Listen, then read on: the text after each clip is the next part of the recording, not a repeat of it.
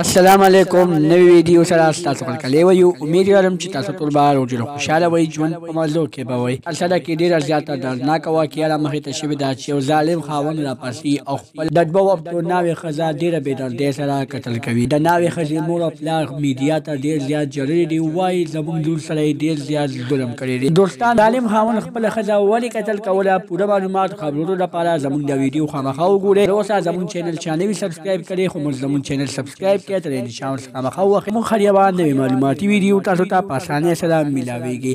چارسده کې ډیر زیات ظلم شوی دی د انتخاب سوچناکه واقعه مخې ته شوې ده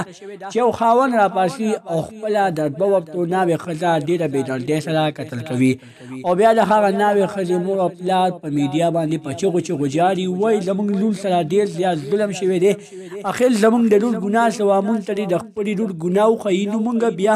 میډیا ته بیانونه نه ورکوو دوستانو وایي زموږ لور به دې سره ډیره د عاجزۍ زندګي تېروله او ډېر ظالم زموږ لور سره داسې ظلم وکړو چې زموږ لور یې عمرې لپاره د دې دنیا نه ختمه کړه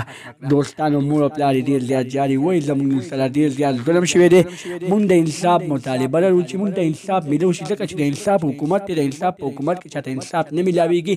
نو بیا به مونږ کم خواځو دوستانو الله دې وکړي چې دغه جینۍ ته انصاف میلو شي د نورو معلوماتي ویډیوګانو لپاره زموږ چینل سبسکرایب کړئ تر نشان خامخا ووهئ زموږ هر یوه نوې معلوماتي ویډیو تاسو ته په اسانۍ سره میلاویږي والسلام